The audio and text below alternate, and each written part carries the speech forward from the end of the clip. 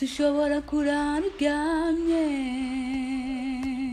abandi baraye banyagirwa ushobora kurara uriye neza abandi bacubitse umukanda munda bugisi ntisakaye nawe byo hinduka ukanyagirwa nawe ukoreye ku isi ngo yunguke bose barinda bapfa barondera bugisi ihemba zero namuhinga n'umwe wo kuyibako umuhinga n'ukorera imana akareka guhamira iby'isi akuzura urukundo Yesu adusaba agakunda bose adacaguye gerageza ugira urukundo udafise urukundo ntazobona imana ijuru dukorera sinyabareka ngw'imana izopfe guhindira uwo ari we wese utarikoreye witega umuriro tubeshe imana ngo turasenga ijuru dukorera sinyabareka ngw'imana izopfe guhindira uwo ari we utarikoreye witega umuriro.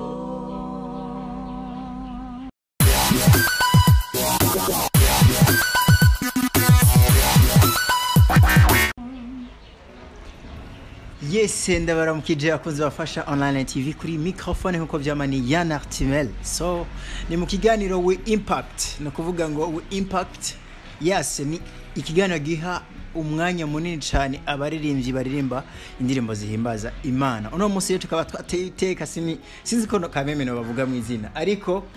muri make reka mpere hano abanze adondore turi kumwe nabandi. Parce que jewe ibintu bamaze gukora vraiment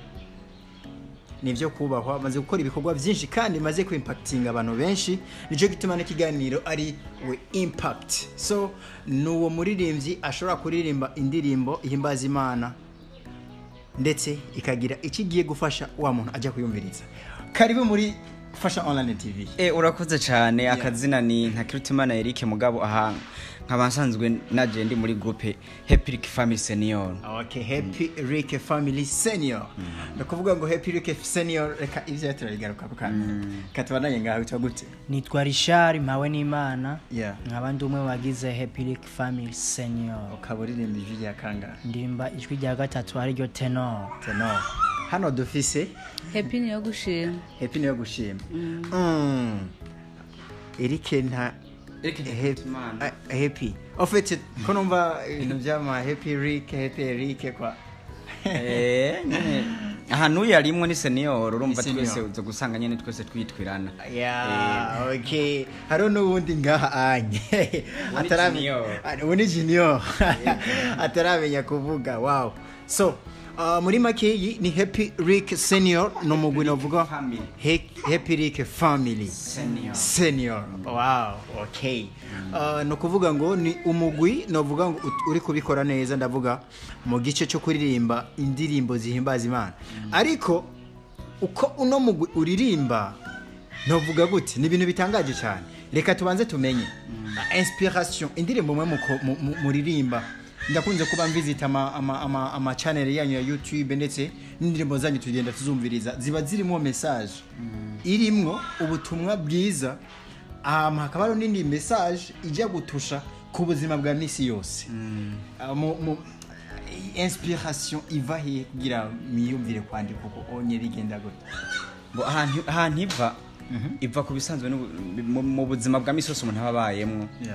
Hari ibintu umuntu abona, ivyo bintu bigatuma umuntu yo kwandika indirimbo. Ko keshi twe mu kwandika indirimbo ni ikintu tuba tubonye. Iyo tubonye nk'ikintu kanaka turavuga ati reka iki kintu tucandike ko indirimbo imeze uko. Rero mu ndirimbo zigiye zitandukanye bivaye n'ama message arimwo, kira message yose bifise ikintu ifatiyeko. No kuvuga ngo indirimbo zanyu umenga kenshi je dimwe nkibona indirimbo iyi ndirimbo bita isihemba zero ni ijuru sinyabarega voilà jewe de ma part naricaye rimwe kabiri gatatu kandi zera neza ko mu ndirimbo zose mumaze gukora ino ndirimbo kamemera fisa ahantu hakomeye cyane maze kugera kugeza uno mugwi wa Happy-Ric Family Senior. No indirimbo novuga ngo ije ndirimbo kugira mujyandiki byagenze gute mwari muri situation imeze gute? Bo ije ndirimbo ikintu cyambere twaranayanditse turayifuta kubera ko urumva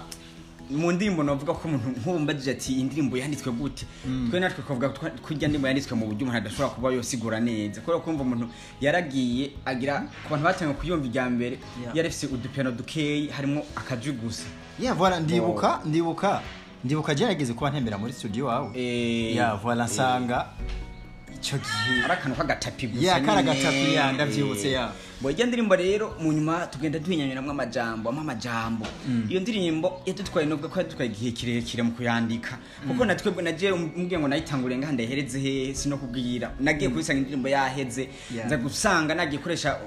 beat nayo nyine nsanga yaryoshe mu nyuma rero ntabwo kuza ntembera hirya no hino ntabwo kuza ndayumva shaka ko ndi ndirimbo yakunzwe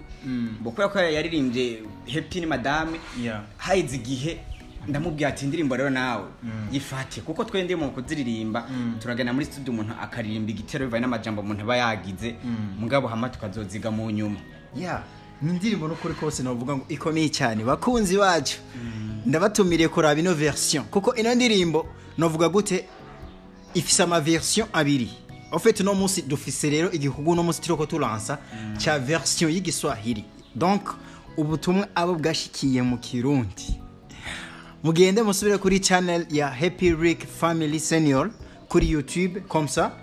mutangure kugira amapartage y'icyo gikorwa gishasha kugira nabumva igiswahili bwa butumwa mwumva bukomeye cyane muri ya version y'ikirundi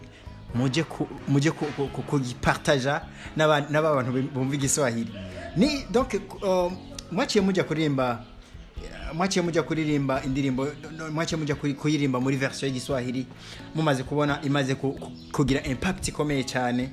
ano kuvuga ngo ni indirimbo novuga ngo iri mu ndirimbo iyi ni mu ndirimbo nki zarabwe cyane n'abantu benshi cyane mu gihugu cy'u Burundi no ndirimbo ni ijuru sinyabarega ba Happy-Ric Family iri kuri channel ya YouTube Happy-Ric Family Senior ifise abantu ibihumbi 42 wewe okay zina ntuzenya ofete mugikora warizera ko bino bizoba oya tunagitangura nico gituma imva yabaye n'intango iyo ntango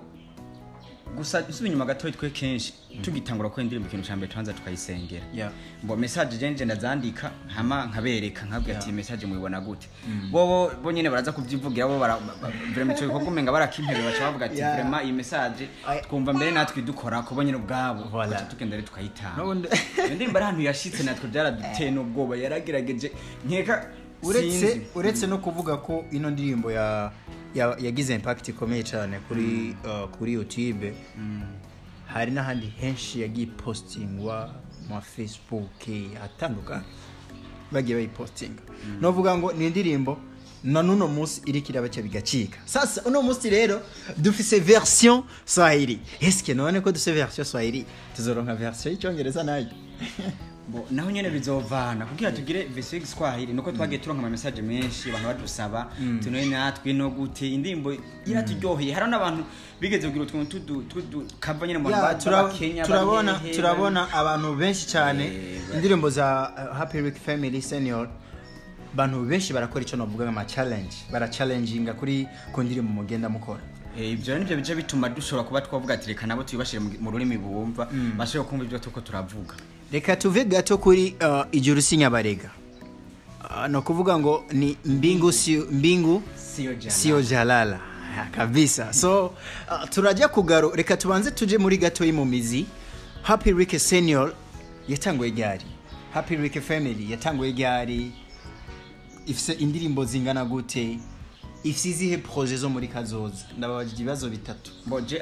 cyambere madame yocishura aho yatanguriye uyu mugabo cyo watanguriye numva ko watanguye kuri mariage yacu yabaye 18 z'umunani mu 2019. Okay. Hamasha turabandanya kugeza uyu munsi. Ubwo ntimwagize bimwe byo kuririmbirana? Oya? Muri celebration hajyanye ubukwe bwaryoshe. Weko numva nibaza ko ariho yahereye kuko niho twari tuhuriye. Cyagenze gute? Mbo ukuntu byatanguye naje novuga ko byatanguye ku munsi wa mariage kuko twi mu myiteguro ya mariage twararepeta tugakora utuntu tw'uturepetition tukiga indirimbo mbere tukaja no muri studio tukagenda turinziza utuntu tw'uturimbo nyene ariko cha tubwati rero nivyogarukira ngaho reka bice bibandanya duce tugira umuryango wa Group Happy-Ric Family Senior. Mariage Eric na Happy yuba.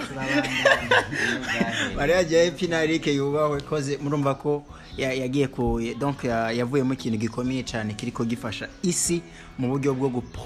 gutanga novuga bwo gupartager ijambo ry'Imana bwo butumwa bwiza. So no kuvuga ngo rero Happy Family no musi dufise indirimbo zingahe? Indirimbo zibitse ko ofete ziri officielle zimaze kuba zigera hanze. Bo twebwe indirimbo sinovuga ngo twoziharura kubera ko nk'ubu dufise amaudio menshi mugabe ikintu kitugora mu buryo bwo gukora video. Kubera ko kenshi uzosanga twebwe audio kugira tuyikora video niko tuba tubona ko ubwayo bamaze kuyikunda abantu message twatanze. Tumaze kubona bayikunze tugerageza ko twakora video ariko ushobora gusanga bivaye n'ubwo buzima twayiririmbyemo bikadusaba ko twenda kujima kamba cyangwa igitega cyangwa ingozi. Sinkeneye ko tushika kure ndashaka abifuza premièrement kuba bofasha Happy-Ric Family Senior tashobora gutanga ama contact premièrement kugira wa muntu akeneye kubarondera akeneye gutanga support mu buryo umuziki reka ndabivuge umuziki nama nabivuze umuziki ni ikintu kitoroshe abari imbere warivya mba gospel wanashima bano ntabwo bakora indirimbo ngo bakora ama concert kugira bagira ama droit d'entrée abantu baje kwinjira ariko barisha gafaranga no baritanga so nicyo gituma quelquefois bakeneye support y'uburyo n'amasengesho n'ibintu bibiri tu komsa ukaba ubagabanyirije urugendo aho bogiye ibirometero 50 n'amaguru urumva ko bashaka kugenda n'ibirometero binga ashaka gutanga contact ku bantu bakeneye kubashika ko kugira kino gihogwa mu kibanda kandi deja ino team novugira komeye cyane irakora n'ibikorwa byinshi cyane. Ego murakoze cyane inimero ni 71 386 473 ego nta buhinga bwa mail mufise Gmail yahari ni Eric Ntakirutimana 19@gmail.com no kuvuga ngo ni Eric Ntakirutimana 19@gmail.com Eric Ntakirutimana 21@gmail.com muchabona turabijya kubyandika hasi hama kuri nimero 71 burya mu kirundi ntacyo 386 okay kubifuza gutanga support bano baririmbye je vraiment cyo bwanje kameme sinumva amajambo no bavuga ko ariko ibintu bamaze gukora ni ibintu bikomeye cyane bakora ama clip bakazunguruka igihugu cy'u Burundi bakaja mu location atandukanye ata support attack so gusa support turazironka kuko nkonga hafasha TV ini support nini bidufashije ko anyway kuko kizogera kure n'abantu benshi bagiye babona ibiganiro bakadutelefona bakatubwira ati felicitation kubera ko ibi biri mu bintu bituma babona abantu natwe dufise agaciro ego kameme nicyo gituma turi mu kiganiro bitawe impact ije bakora biri impactinga so reka rero sasa tuje kuri projet uno munsi yatuzinduye mbingu sio jalala. Kwa nini mbingu sio jalala? Ijuru sinyabarega kubera ko hari indirimbo mu higaniro kira twatuvuyemo twarimbye yitwa akabebe bo ijuru sinyabarega rero ikompletana niyo ndirimbo yitwa akabebe twarayisohoye nuko tutarakora video no musi ni shosho no musi ndaba parties zibiri rero urumva ijuru sinyabarega nukuntu umuntu abari agaciro umuntu yoba yiha cyangwa ukuntu yibwira mu byarimo by'Imana sibyo bituma ubwo nyine ashaja mu ijuru twa turashobora kuba turaririmba abantu bagahezagiye kandi bakavuga ati vraiment muraririmba mugahe cyo cyo rwako izotuma tuja mu ijuru kuja mu ijuru ni ibintu byinshi hariho ahantu Yesu yaje umuguza atungara mubaza ati je ndasenga ibintu byose ndabikurikiza muga Imana Yesu aramubwira ati uhajije ikintu kimwe kuja mu ijuru ushobora gusanga turirimba dukora ibintu byose mugasanga duhajije nk'ikintu kimwe canke ibiri canke bitatu ugasanga ico cyonyine gitumye tutaja mu turi present amasaha 28 kuri 28 iminsi ndikundwi twitse ngo turi imbere y'Imana. Rero mu nyuma yamubwiye ati genda ushora ibyo ufise byose ufashe impfuvyi n'abapfakazi abantu batishoboye aho kantu ko kamunaniye natwe mu kino gihe hageze ku gafaranga akabitwa mahera cyo kintu cyo kizotuma abantu benshi tubura ijuru kandi urazi ko nawe urabizi mu ndirimbo mwaririmbye novuga gute sibanga indirimbo za bano bantu zirafise ukuntu zanditse zirafise ukuntu zirimo message sinzi quand même ariko jewe zirankora kucyo novuga l'honneur zirankora ku maneur quand même nkumva ko wa muntu quand même hari kintu yaririmbye so mbingu sio jarara uno munsi iramaze kubishika kuri YouTube yakwinjiye ko ryari mwasohoye ryari maze ikingana gute kuri YouTube Rishara byuje ko muri byose ndabyibuka neza ko yaze nk'ukwezi nka 3 semaines okay feedback mwabonye ni gute bayakiriye gute barayikunze kuko urumva twebwe iyo dukoze ndimo twanimaze igihe kingana nk'uko ari mu bintu bya gospel kenshi nk'akaroro ugiye kuraba mu ndimo z'abadventiste n'abantu bake uzosanga baza cyane kuri YouTube rero twe yo duposte ikintu twabona kigize ku majana 3 na tubona ko c'est bon parce que je narakoranye cyane n'amakwaya y'abadventiste narakoranye cyane nabo cyane gose ariko novuga gute mukomeze cyane kame mukomere nta gucika intege no gucika intege je nibaze ko muri plan bitari natwe intumbere yacu nivuga butumwa gituma gucika intege nsube n'inyuma gato twebwe turafise kibazo kandi icyo kibazo abantu benshi bakitubajije gukora iki tubatumira mu konseri ntimuzi ntubwije ukuri nimba twoyagenda nawe yabonye makete badutumiye mu imisi gusa abantu babonye zige ndirimbo dufise makete twararunze ndabibuka twahuriye muri concert ya Danger Singers rero hajya aho concert twitaba nuko zibariza hagufu kandi akaba ari nk'abantu batubwiye ati kuko turafise manager harakunda kutwita akavuga ati buhoro muga wowe si manager comme manager n'umuntu avuga ati vraiment ndakunda ibikorwa byanyu reka n'umusende wari hagatike ntimusibe kurazi ko biratugora biragoye quand même ma transport iki yaragoye rero umva rero twe intumbero yacu abantu bayimenye intumbero yacu nivuga butumwa nivuga butumwa abantu bodutumira twishimira naho bavuga ati turafise igikorane nimba ari ikindwi ziri canke ikindwi aho vraiment ibyo ratubyohera cyane turi pre kugenda muga concert kenshi utusanga urumva dufise nk'amakete nka 40 renka 40 izo konje zose kuzozitaba utusanga imitanga ndetse n'imitahe ari igihe utusanga burya satani ntiburi vitegeramo neza cyane ugasanga bagiye hariya why not twe bataje kandi n'akarorero konseri n'abantu bake bashobora kuba bozihaniramo kesho usanga habayeho kuza guhiganwa kugira iki abaje kumva induru warumvise hari isorezo turinje gusa aho kumva izo message tuko turatanga abantu induru kiya kirungisha kigaragaza aho konseri umenga ni kirori ko bisanzwe navuga gute nabyo ni bimwe ni bihe vyiza byo kuba mu vy'ama concert ariko mugabo ofete message nibaze kibaye transmis irashitse neza koze ndabizi neza uri muri bimaze gukora ikintu nk'iki inye utegerezwa kuronka iyo feedback utegerezwa kurondegwa kawaida so reka tumvirize mbingu sio jara kidogo basi ka refrain tumvirize ingene arashobora gushaka gatero nta kibazo kugira mugire ko ingene vyagenze twumvirize naho muri cya Giswahili cyo kwa cyari hirya muri Tanzania Duniani waweza lala vizuri, huku wengine wakinyeshiwa. Unaweza kula vizuri sana, wengine wakikaa bila chochote. Dunia haijaezekwa, hata wawe waweza kunyeshiwa. Hakuna aliyewahi faidika, wote wanakufa wakitafuta. Dunia haina faida, wala haina mtaalamu wake. Mtaalamu ni mtumishi wa Mungu asiyekimbilia ya dunia, aliyejaa upendo wa Yesu, upenda wote bila ubaguzi. Jaribu kuwa na upendo, asiye na upendo hata mwana Mungu. Mbinguni tutafuta sio jalala, ili Mungu aruhusu kila mtu. Usipotubu usubiri moto, japo tutajifanya wacha Mungu. Mbinguni tutafuta sio jalala, ili Mungu aruhusu kila mtu. Usipotubu usubiri moto. Igiswahili majira imenyaneta kuko twakubwiye indirimbo nyinshi twebwe lakini vraiment na repetition tuzatu igiswahili cyanyu ko gikaze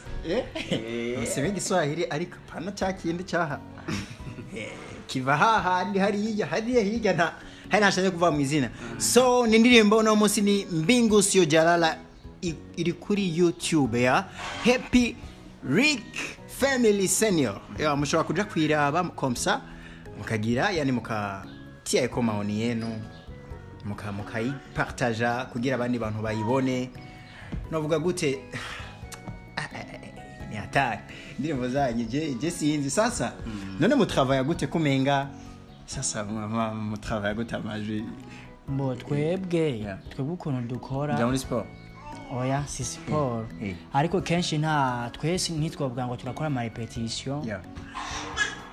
duhurira nko muri studio tugiye nko kuririmba ariko Imana irabidushoboza turi hafi na hafi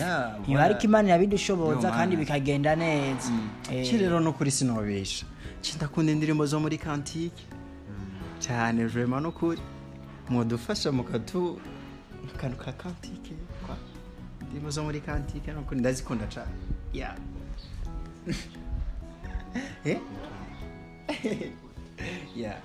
ndakunda indirimbo za kantike. Icho mangabu wawe Yesu mwami wanje, sinononwe n'ibyisi mwikurikirire. Icho mangabu wawe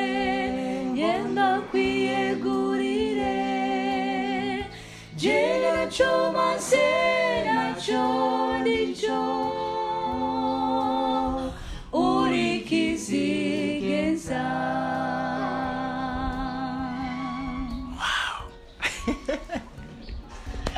mekanya tokimara basha. So ni hatari. So hari urugendo mvuga mwatanguye go kuririmba hano mu Burundi kameme ndavuga ati ko hariho ahantu mumaze kwepakta maze gushika ariko nk'umuririmbyi nk'abantu bari mu rugendo hari gushobora kuvuga ati vision rero sasa tuve kuri ibi mu rugendo rwo muziki twumvise vision yo kuvuga yivuga butumwa sasa muri music muri carrière murimo yo kuririmba vision mufise ni yihe indoto mufise uvuga ati je quand même un jour wa musi Tugwe imbono ya mbere dufise twese turayizinanyiko ni imbono ivuga butumwa turifuza ko tuzobona igihe kimwe twateguye ivuga twebwe ubwacu nyene apana kuvuga kuko abantu bashobora gutegura ivuga butumwa ugasanga bafashijwe n'aba turifuza ko twofata tukaja nk'ahantu abantu bataramenya ubutumwa kure tugategura ivuga butumwa rikamara nk'indwi canke igizibiri ari twe twenyene twagikorera nzovuga ati vraiment umva ivyo ni hantu izo twageze ku buryo vuga ati turafise uburyo ko twateguye exactement iryo niyo nteguro yacu tuvuga intwayikoza vuga ati vraiment turageze ahantu tubona ko natwe dushoboye vraiment kubona dushobora kuba twakora ivuga butumwa tukarishobora okay kucerekeye kucerekeye bon abaririmbyi quelquefois kuki abaririmbyi baba makwaya yaba ma team yo muri Église Adventiste 17e jour adakunda gukora ama collaboration genre nk'ubu urana nk'ubu nk'akarorero ugasanga nk'ubu nk'akarorero Happy-Ric Family Senior igiye kurimbana n'indi kwaya canke n'indi team ariko hari ikintu mufise mukunda gukora nkunze kubabonamo bita ni song of the year ni wimbo wa mwaka donc nko kuvuga ati no munsi Happy-Ric Senior Family Happy-Ric Family Senior uno munsi yagize nka collaboration gakorabora nindi team canke indi kwaya canke ngundi muririmbyi kwa ivyo yani binaruhusiwa mbo urumva novuga ko bitemewe kubera ko ikintu ca mbere burya twe groupe yacu ikora mu ishengero burya no kudutumira bandika kete gishengero bakandika nikete rya groupe kenshi rero groupe ikurikiranwa n'ishengero biragoye kumva ngo nk'ubu ngo twagiye nk'ahantu twasha turimbana n'abantu kanaka ishengero ritabizi usanga umenga tuko kandi muntu mbere mu migambi yacu twebwe ntibirimwe kumva Imana yagiye itangara kandi yazisanzaza ko dusanzaza rero itwico twokwifuza ngo twokwifuza ko muko guhuza ingabirano twohura n'andi makora ahantu hamwe twibivuga butumwa nico cyifuzo cyane hama nta kibazo hari umuntu avuga ati jewe vraiment ndifuza ko noba muri iyo team vraiment ni benshi bama babisabye mugabo urumva kenshi urabizi nawe muririmbyi iyo yemerewe kwinjira muri groupe ikintu ca mbere twebwe groupe yacu ntabwo novuga ko ni groupe Happy-Ric Family Senior n'umuryango twebwe uburyo tubikoramo donc benshi byo bagora kuko ntitugira repetition none wumva nk'umuntu twakwinjizamwo tutagira repetition madame turepetera mu cumba uyu nawe kwasha tumurukira kuri WhatsApp dukashebera kwasha tura muri studio kwasha turirimba nk'ubu tumba tuzorimba samedi kwisaba tutwabati baraduha indirimbo uyu tumubwiye ati genda wigindira imbivuga uko tuba duhejeje ntabi kandi tuba tuzi katakuzotoba katakuzogira iki muga amakora urabona baenda gupanga iminsi ya repetition bakarepeta bakiga bagasubiramo twebwe urumva rero ibyo twabigize kubera ko abantu badutaho kubavuga ngo nukubaga cyane ntitwifuza umuntu yadusubiza inyuma kubisanzwe birumvikana kuko ni team yo muri famille muri makeyi icyo kiravivu n'imico urabizi hashobora kudundi umuntu gasanga cyangwa kuvuga ngo urazi ibyo makorare ngo nje ngo kwera iki ngo banshira inyuma korara umuryango iki niki nako kano nako sugwanka vraiment no kuvuga ngo happy none wewe wabayeho wewe waririmbye muri kwa yakira zihe donc warigeze kubukora indirimbo bwawe nyene iki kiwawe ntabwo nigeze ndabikora narimba ndi kumwe n'abandi ndi muririmbyi bisanzwe kuje nyene kujukazi oya sinkaze byose ndabishobozwa n'Imana mbona bishika koze uri muri wowe arakaze cyane so je numva kumenga kino kiganiro nticorangira ariko je merake kugira tukirangize reka tu koze turi kumwe n'abaririmbyi ntabwo turi kumwe n'abakinyi ba film donc no kuririmba tukinjoyinga ndetse n'ivyo baje kuririmba bikagira ico bifashije mwebwe muri ngaho onye inyuma ya écran so iyi ndirimbo navuga ko jewe dimo no musi sindababwira turangirize ko uyu nawe kandi murakoze cyane mbo twebwe abantu benshi bakunda kutubaza ati kweke indimbo zanyu zijanye n'iby'ubuzima bubi cyangwa n'ubuzima bugoye nagenda kubwiza ukuri Yesu Kristo agishika ngaha ku isi ntabwo yigeze abaho mu mahoro yakize kuvuka gusa rakayoya batangura kumuhamabwira bamwice ugiye kwekana ubuzima bwe bwose twe twagenda dukurikana indirimbo mu message dutanga twisunga Yesu Kristo uzokumva none nawe witeze gukundwa nabisi kandi bahinduka donc nkumva ni indirimbo zo gusanga zigenda zikompletana n'ubuzima na Yesu yabaye mu kwese avuga ngo tugere ikirenge mu ciwe ugere ikirenge mu ciwe rero biragoye kugira ucu wumva yo kumenga ushaka kubaho mu bundi buzima bwo kudahangayika bwo kutagwara bwo kutagira nibibazo utegezo gupambana n'ubuzima bugoye kuko turacari mwisi ugomba ufise uburyo ugomba utunze ugomba ufise amafaranga abantu benshi bafise amafaranga mugasanga gwa ingwara iyo ngwara ugasanga ntashobora kuba yofungura inyama ntashobora kuba yofungura ibintu kanaka byiza na ivyo byose kugira ngo nuko ngo naba byishimiye naba yifuza kuba yoja kurya amafaranga akajya ikirori urumva rero sirumva nta muntu umwe twese turahangayitse yego nemozanye uyu rero teregitero ca kabiri mu kanya iyi si bagenzi igeze habi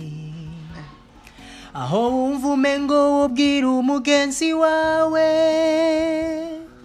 ikiringo mugereza ko gukundana kuko abantu basigaye bahindagurika kujya kwibihe kuko naho yobu iwanyu araguhinduka siga babaje umutima wawe ariko ikinejeje nuko dufise inshuti y'ukuri dushobora gutura ibibazo byose naho bishika isi ikaduhemukira Yesu yarabidutsindiye hari igihe kizoza duhozwa amarira twaririye mw'isi mbi uko kwama twangana n'abageza ataco dupfa ibyo byose tuzoba tubisezeye nisho mzee c'est vivacité c'est vivacité urakora cyane man k'abadventiste batahora baduga kugera iyo okay tubishobozwa n'Imana mbo ahubwo n'uburyo ziba zikompojemwo kubera ko umva wana twe indimbo zacu zikompoje mu buryo usanga igitero dukenera ko message banze gahera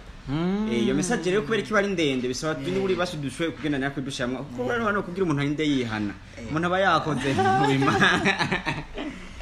bani indirimbo gira ndiboneka uriyumvira ugahiga amajambo kuko umva iki gihe tugezemo nka cakindi Yesu yavuga ubutumwa bagarutse bakamubwira ngo tuje kurondera kandi imitsima aho kuza kurondera ubutumwa yavuze bagaruka baza kurondera umutsima bari babonye icyo atabi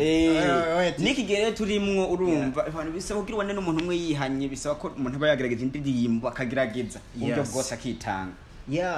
reka dusoze kino kiganiro tubashimira mwese mudukurikirana kuri microphone ni yani ni Happy-Ric Family Senior bafise indirimbo nyinshi cyane bafise message ikomeye cyane bafise mission yo ko evangeliza donc muri make yi mission niyo guhindura isi ofete yo gufata yo gutuma abantu boza ku birenge vya Kristo so ico ndabasaba ni muje kuri YouTube yabo ndetse no ku mbuga zabo zitandukanye muje kora ibikorwa byabo abagira ico bashobora gusupportinga haba mu buryo bw'amasengesho canke mu buryo donc bwo gukoresha financièrement mubikore so iyi ni Fasha Online TV kuri microphone nko vyamani yan ikiganiro ni we impact so hama mucyo mwandika muri commentaire abandi barimba indirimbo zimbaza Imana dushobora kubazanira kuri televiziyo yanyu Fasha Online TV. I love you so much. Gufasha group Happy-Ric Family intumbero dufise ni intumbero zibiri. Intumbero ya mbere niyo gufasha abantu batishoboye bari hirya no hino baba bagowe. Intumbero ya kabiri niyo kuzoshika ku kintu kivuga butumwa twebwacu twikoreye. Rero wogira icyo aterereye muri group Happy-Ric Family ntabwo yabara amafaranga kugira ngo twebwacu ngadufashe kugira ngo dushobore kuba tubeshaho oya. Na izo ntumbero zibiri yofasha avuga ati genda keneye gufasha muzogende kushikana bino bintu ku batishoboye kuko turabazi baba ahantu henshi turabafise canke mu ntumbero yivuga butumwa turafise intumbero yivuga butumwa izo mara nk'indwi zibiri iyo niyo ntumbero twifuza twebwacu naho tutazogira abadufasha mashobora kudufasha n'amashengesho twebwacu nabwo twashobora kwishika murakoze cyane cyo nk'igisabo cya Happy-Ric Family murakoze